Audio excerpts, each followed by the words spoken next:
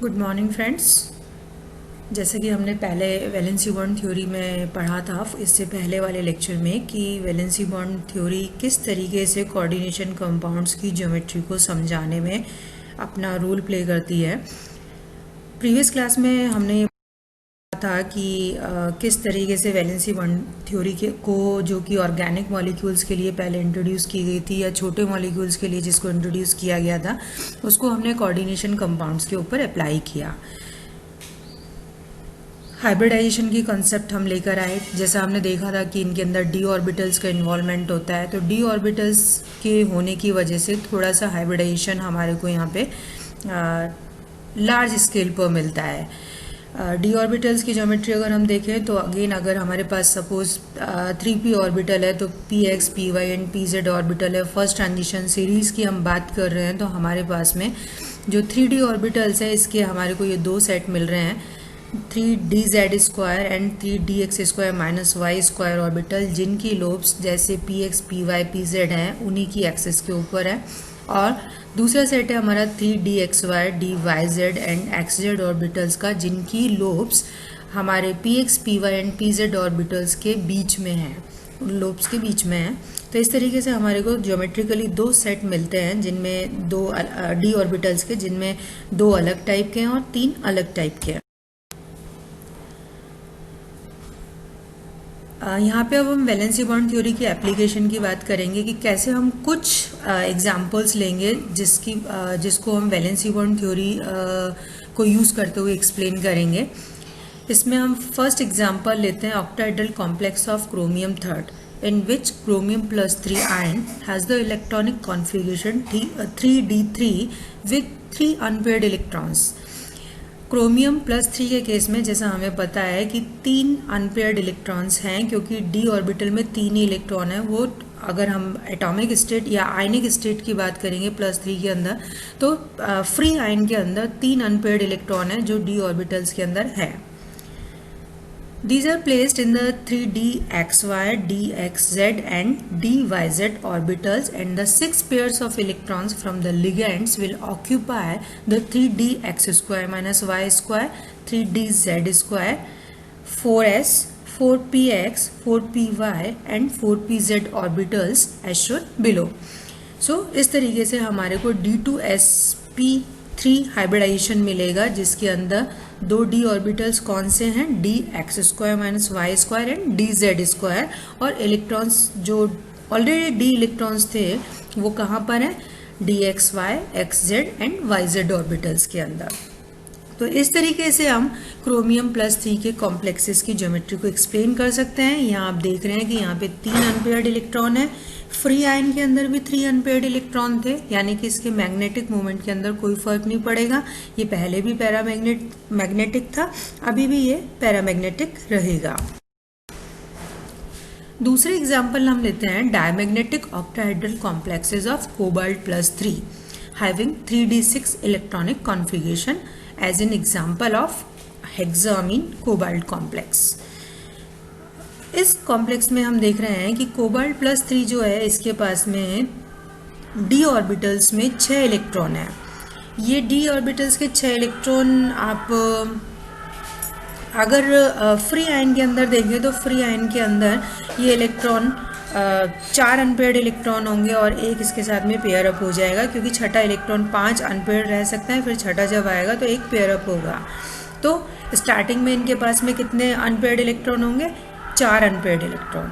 लेकिन जब कॉम्प्लेक्स का निर्माण होगा तो ये 2 इलेक्ट्रॉन फिर से पेयर अप हो जाएंगे, और इस तरीके से कोबाल्ट +3 आयन के अंदर ये ऑल 6 इलेक्ट्रॉन्स 3d इलेक्ट्रॉन्स जो है वो पेयर अप हो जाएंगे और 2 खाली d ऑर्बिटल्स प्रोवाइड करवाएंगे। ये खाली d ऑर्बिटल्स 4s और 3 4p के साथ में मिलके d2sp3 हाइब्रिडाइजेशन देंगे, और अब इन d2sp3 हाइब्रिड ऑर्बिटल्स के अंदर लिगेंड के इलेक्ट्रॉन्स प्रवेश करेंगे, जैसा कि कोबाल्ट हेक्सामीन कॉम्प्लेक्स के अंदर होता है। यहाँ हम क्या देख रहे हैं कि फ्री आयन की तुलना में यहाँ पे सारे इलेक्ट्रॉन्स पेयर अप हो गए हैं, यानी कि फ्री आयन तो हमारा डायमैग्नेटिक था, लेकिन कॉम्प्लेक्स जो है वो हमारा फ्री आयन पैरामैग्नेटिक था, क्योंकि उसके अंदर अनपेयर्ड इलेक्ट्रॉन थे। यहाँ पे ये पेयर अप हो गए हैं और डायमैग्नेटिक कॉम्प्लेक्स का निर्माण कर रहे हैं। Since the inner d orbital 3d takes place in hybridization, the complex CONS3 is what we call the inner orbital or low spin or spin paired complex. The paramagnetic octahedral complex generally uses outer orbital in hybridization. 4s और 4d orbitals का use होता है. It is known as outer orbital और high spin और spin free complex. तो हम देखते हैं कि जब भी इनर ऑर्बिटल्स यूज़ होंगे तो इलेक्ट्रॉन्स पेयर अप होंगे, और पेयर अप होंगे तो हमारे को स्पिन पेयर्ड या लो स्पिन कॉम्प्लेक्सेस मिलेंगे. जब आउटर ऑर्बिटल्स यानी कि अगर फर्स्ट ट्रांजिशन से ही इसको एक एग्जांपल के उसमें लेते हैं तो हमारे को बाहर वाले 4d ऑर्बिटल्स यूज़ होंगे. 4d orbital. अब हमारे पास एग्जाम्पल आता है D5 आयरन थर्ड कॉम्प्लेक्सेस का. There are two possibilities for this. First, the 5 3d electrons may be paired as completely as possible. यहाँ हमारा लो स्पिन कॉम्प्लेक्स का निर्माण होगा. दूसरा है कि all remains unpaired, high spin complexes का निर्माण होगा. तो जब ये पेयर अप हो जाएंगे तो लो स्पिन कॉम्प्लेक्स बनेंगे, और जब ये पेयर अप नहीं होंगे तो हाई स्पिन कॉम्प्लेक्सेस बनेंगे. ये आयरन के कॉम्प्लेक्सेस में हमारे को मिलता है जिसका D5 इलेक्ट्रॉनिक कॉन्फिगरेशन है. फर्स्ट एग्जांपल लेते हैं हेक्सासाइनो आयरन थर्ड कॉम्प्लेक्स. इसके अंदर हम देखते हैं कि ये एक हमारा लो स्पिन कॉम्प्लेक्स है, ऑक्टाहेड्रल कॉम्प्लेक्स है, और इसके अंदर जो इलेक्ट्रॉन्स का डिस्ट्रीब्यूशन है आप देखिए.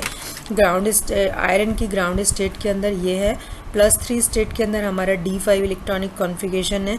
जब साइनाइड कॉम्प्लेक्स बनता है तो इलेक्ट्रॉन्स इनर ऑर्बिटल्स के अंदर पेयर अप हो जाते हैं. 2 खाली D ऑर्बिटल्स जो हैं वो S 4s and 3 4p orbitals के साथ में हाइब्रिडाइजेशन करते हैं और देते हैं 6 D2sp3 हाइब्रिड ऑर्बिटल्स, जिसमें साइनाइड आयन अपने इलेक्ट्रॉन पेयर डोनेट करके कॉम्प्लेक्स का निर्माण करते हैं. तो हम देख रहे हैं कि साइनाइड आयन के साथ में ये सारे इलेक्ट्रॉन D5 के अंदर पेयर अप हो गए हैं. जितने पॉसिबल हो सकते थे, एक अनपेयर्ड रह गया है. तो फ्री आयन के अंदर 5 अनपेयर्ड इलेक्ट्रॉन थे, एंड कॉम्प्लेक्स के अंदर अब एक ही अनपेयर्ड इलेक्ट्रॉन रह गया है. डेफिनेटली पैरामैग्नेटिक है, लेकिन मैग्नेटिज्म का अमाउंट कम हो गया है, इसका मैग्नेटिक मोमेंट की वैल्यू कम हो गई है. दूसरा कॉम्प्लेक्स हम इसी आयरन का लेते हैं एक एग्जांपल के लिए, हेक्सा एक्ो आयरन या हेक्सा फ्लोरो आयरन. दोनों एक ही टाइप के लिगेंड्स है, जिसके अंदर हम देखते हैं कि मैग्नेटिक मोमेंट के अंदर कोई चेंज नहीं आया है, फ्री आयन की तुलना में उतने ही है. इसका एक्सप्लेनेशन हम वैलेंसी बॉन्ड थ्योरी से कुछ इस तरीके से देते हैं कि फ्री आयन के केस में हमारे को all 5 electrons are in 3d orbitals. So अब हम ये मान के चल रहे हैं कि 4s 4p and outer 4d orbitals use हो रहे हैं. 2 4d ऑर्बिटल्स कौन से हो रहे हैं? 4d वाले. तो 4d में से दो orbitals 4dx² - y² and 4dz² जो हैं वो यूज़ हो रहे हैं हाइब्रिडाइजेशन में, और हमारे को मिल रहा है sp3d2 हाइब्रिड ऑर्बिटल, जिनके अंदर हमारे फ्लोराइड आयन या हमारा जो वाटर मॉलिक्यूल है वो अपने इलेक्ट्रॉन पेयर डोनेट करके इस तरीके के कॉम्प्लेक्स का निर्माण करते हैं. यहाँ हम देखते हैं कि इनके अंदर अनपेयर्ड इलेक्ट्रॉन की संख्या उतनी ही है जितनी फ्री आयन के अंदर थी, यानी कि 5 इलेक्ट्रॉन है, अनपेयर्ड इलेक्ट्रॉन है. तो इस तरीके से ये हमारा हाई स्पिन कॉम्प्लेक्स है, स्पिन फ्री कॉम्प्लेक्स है. तो ये इस कॉम्प्लेक्स का निर्माण हमारा इस तरीके से हो रहा है. तो वैलेंसी बॉन्ड थ्योरी की मदद से हमने दोनों कॉम्प्लेक्सेस को एक्सप्लेन किया कि आयरन +3 जब हाई स्पिन कॉम्प्लेक्स बनाता है तो किस तरीके से आउटर ऑर्बिटल्स यूज़ होते हैं, और जब लो स्पिन कॉम्प्लेक्स बनाता है तो इनर ऑर्बिटल्स यूज़ होते हैं और इलेक्ट्रॉन्स पेयर अप हो जाते हैं तो उनकी स्पिन कम हो जाती है. In the early use of valency bond theory, complexes in which the electronic configuration of the metal ion was the same as in the free gaseous ion were called ionic complexes. जिनके अंदर inner orbitals use होते थे या जिनके configuration में कोई change नहीं आता था, उनको हम कहते थे ionic complex. And those in which the electrons had been paired up as far as possible were called covalent complexes. सो हम कह सकते हैं कि जो हमारे हाई स्पिन कॉम्प्लेक्सेस हैं, हाई स्पिन कॉम्प्लेक्सेस मीन्स जहाँ की अंदर के ऑर्बिटल्स के अंदर कोई चेंज नहीं आया है, उनको हम कहते हैं आयनिक कॉम्प्लेक्सेस। हाई स्पिन कॉम्प्लेक्सेस जिनके अंदर के ऑर्बिटल में कब चेंज नहीं आएगा, जब हम बाहर के ऑर्बिटल को यूज़ करेंगे, तो इनको हम आउटर ऑर्बिटल कॉम्प्लेक्सेस भी कहते हैं। सिमिलरली लो स्पिन कॉम्प्लेक्सेस का मतलब है कि इलेक्ट्रॉन्स पेयर अप हो गए और अंदर वाले डी ऑर्बिटल्स को हमें वैकेंट करके प्रोवाइड करवाया गया, तो इन दैट केस इनको हम इनर ऑर्बिटल कॉम्प्लेक्स भी कहते हैं और इनका नेचर कोवेलेंट होता है। आगे हम देखेंगे कि ये कोवेलेंट नेचर के होते हैं। तो in conclusion we can say कि हाई स्पिन कॉम्प्लेक्सेस जो होते हैं वो ही आयनिक कॉम्प्लेक्सेस होते हैं और वो ही आउटर ऑर्बिटल कॉम्प्लेक्सेस होते हैं। सिमिलरली जो लो स्पिन कॉम्प्लेक्सेस होते हैं वो कोवेलेंट कॉम्प्लेक्सेस भी होते हैं और उनको हम इनर ऑर्बिटल कॉम्प्लेक्सेस भी कहते हैं।